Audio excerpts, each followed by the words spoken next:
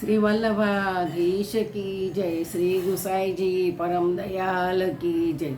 श्याम सुंदर श्री अमने महाराणी की जय। श्री हरिराय महाप्रभु की जय। આપણે ગોપી ગીત વિશે રસપાન કરીએ છીએ। તેમાં 8મો શ્લોક આવ્યો છે। મધુરયા ગિરા વલ્ગુવાક્યયા બુધ મનોનયા પુષ્કરે ક્ષણ વિધિ કરી રીમા વીરમોહ્યતીર અધર સીધુના પ્યાયસ્વનઃ।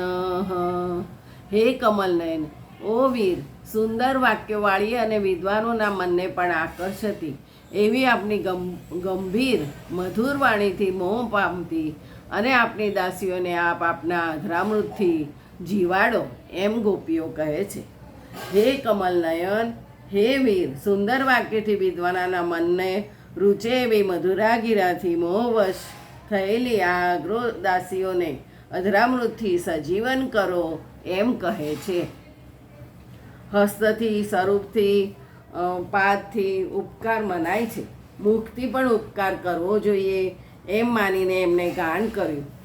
જ્યાં સુધી પૂર્વે કહેલું સ્પષ્ટ બોલતા નથી ત્યાં સુધી કદી પણ રસની સ્થિતિને પ્રાપ્ત થતા નથી।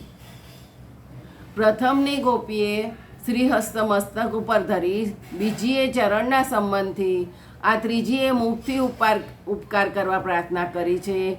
પ્રથમની બધી વાત સ્પષ્ટ રીતે વાણીથી ન કહેવાય ત્યાં સુધી વક્તવ્ય રસયુક્ત થતું નથી। એવી રસની મર્યાદા છે। તેઓ કહે છે, હે સ્વામી, મધુર વાણીથી મોહિત થતી આ ગોપીઓને પોષણ આપો। મરણ પહેલાંની અવસ્થા છે તો એને મરણથી બચાવવી જોઈએ, કેમ કે એ આપની આજ્ઞા ઉઠાવનારી છે। ક્ષણ વિલંબે એ મરણ પામશે। તેથી અંગુલી નિર્દેશથી આ કહી બતાવે છે, મોહ જે માયારૂપ છે તે આપના સચ્ચિદાનંદ રૂપથી જ નિવૃત્ત થાય। એમાં આપની વાણી આનંદરૂપા છે। સત્ય અને પ્રિય એવું આપનું વાક્ય છે। વિદ્વાનને હર્ષ કરનારી એટલે જ્ઞાનરૂપ આપની વાણી છે। મુખમાં નેત્ર છે। આપ કહો તેમ વિનંતી કરતા કહે છે કે આપ કમળ નેત્ર છો। વળી અધરામૃતથી પોષણ કરવા વિનંતી કરી તેથી સર્વતા અસાધ્ય વ્યાધિમાં ગુપ્ત રસોનું પણ પાન કરાવવામાં આવે છે। તેવી જ રીતે આ શ્લોકમાં ગોપી કહે છે કે વાણીથી અમૃત રસનું પાન કરાવી અમને સજીવન કરો। અહીંયા ગોપીની મૂર્છિત દશાનું વર્ણન કર્યું છે। આ અવસ્થા તે મરણની પૂર્વાવસ્થા છે। અત્યંત વિરહથી અંદરનો તાપ ગોપીથી સહન થઈ શક્યો નહીં, તેથી તે મૂર્છાવસ્થામાં પડી જાય છે। માટે એને સજીવન કરનાર પ્રભુની વાણી સિવાય બીજું શું હોઈ શકે?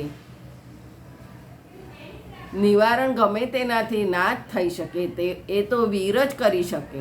વીરનું શૌર્ય આર્તના આરતીના નિવારણ માટે હોય છે। માટે હે પ્રભુ, તમે પણ વીર છો તો અમારી આરતી દૂર કરો અને આપની વાણીના અમૃતનું પાન કરાવી અમારી મૂર્છા દૂર કરો, અમને સજીવન કરો। આ પ્રમાણે 4 પદાર્થ માટે હસ્તકમળનું શિર ઉપર સ્થાપન, મુખ કમળનું દર્શન, પદાંબુજનું કૂચ ઉપર સ્થાપન, મધુર ગીરાથી સંજીવન, પ્રાર્થના કરીને તે પ્રભુ સાથી આપતા નથી તેમાં હેતુની શંકા જાતે જ કરીને તેનો પરિહાર કરે છે।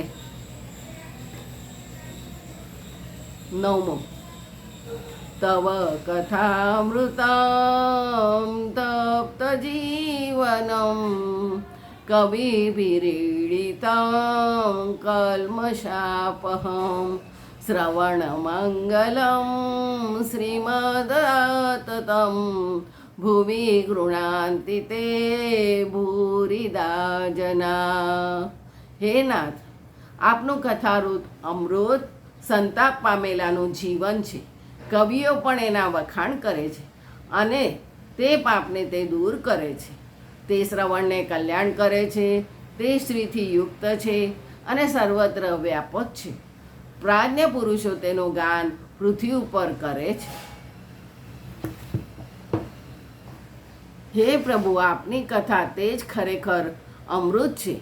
જેમ કે સંતાપ પામેલાઓને તે નવજીવન દેનાર છે, બ્રહ્મવેતા મહાપુરુષોએ પણ તેની સ્તુતિ કરી છે. તે કામ વાસના તથા સંચિત કર્મોનો નાશ કરનાર છે. ત્યારે અમૃત તો કામના અને શુભાશુભ કર્મમાં પ્રવૃત્તિની વૃદ્ધિ કરનારું છે. માત્ર શ્રવણ કરતાં જ મંગળ કરનારું છે. અત્યંત શાંત છે, શાંતિજનક છે, અમૃત માદક છે. આવા આપના કથામૃતને જેઓ વિસ્તારથી પૃથ્વી ઉપર વર્ણવે છે તે મનુષ્ય મોટા દાતા છે. બીજાઓને જીવનદાન અર્પણ કરનારા તે મનુષ્યો ઘણા પુણ્યશાળી છે. આ અમારું જીવન અમારા પ્રયત્નથી ટકતું નથી, પણ આપણી કથા વિરહથી અમારા પ્રાણ જવાને તૈયાર છે ત્યારે તેને રોકે છે. આપની કથામાં તો જેવું સ્વરૂપનું સામર્થ્ય છે તેવું જ સામર્થ્ય છે, કારણ કે આપનું સ્વરૂપ ઐશ્વર્ય આદિ 6 ગુણોવાળું છે. ઠાકોરજીના 6 ગુણ છે: ઐશ્વર્ય, વીર્ય, યશ, શ્રી, જ્ઞાન અને વૈરાગ્ય. તેમ કથામાં પણ આ 6 ગુણ સમાયેલા છે. એ પણ મોક્ષ અને પરમાનંદ આપનારી છે. આપની કથા અમૃત છે એટલે ભગવત રસરૂપ છે. જે સર્વના મરણને નિવૃત્ત કરે તે અમૃત કહેવાય. મોક્ષ પરમાનંદ આપનારી કહેવાય. ધર્મી કહીને 6 ધર્મને કહે છે કે તપ્તના જીવનરૂપ છે. સંસારમાં દુઃખી થયેલને જીવાડનારી આપની કથા છે. અમૃત તાપને મટાડે છે. શબ્દના અર્થમાં રસનો અનુભવ કરતા જ્ઞાનીઓ જેની સ્તુતિ કરે છે એ વાત જ્ઞાન કે વૈરાગ્ય બતાવે છે. કથામૃત પાપને દૂર કરનાર, અલૌકિક સિદ્ધ કરનાર વીર્ય હોય છે. એ ધર્મરૂપ હોય છે. કથા ધર્મને સિદ્ધ કરનારી, પાપને દૂર કરનારી, કથા શ્રવણ કરતાં જ મંગળ આપનારી છે. કથામૃત તો લક્ષ્મીને પણ આપનારી છે. તેથી શ્રોતા વક્તા બંનેને શ્રી લક્ષ્મીની પ્રાપ્તિ થાય છે. કથારૂપી અમૃત સર્વત્ર વ્યાપ્ત છે. એ ઐશ્વર્ય બતાવે છે. સ્વરૂપથી અને ધર્મથી ભગવાનને વ્યાપીને સર્વલોકમાં રહ્યા છે. તે જ રીતે ભગવત કથા વ્યાપ્ત છે. એના વડે અમારું જીવન થયું છે. તે આપ જ સંપાદન કર્યું ગણાય.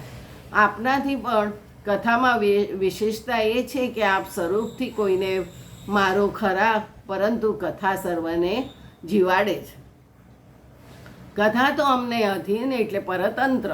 બ્રહ્માજી આદિદેવો પ્રાર્થના કરે ત્યારે આપ અવતાર ધરો, પધારો, આવીને ચાલ્યા પણ જાઓ.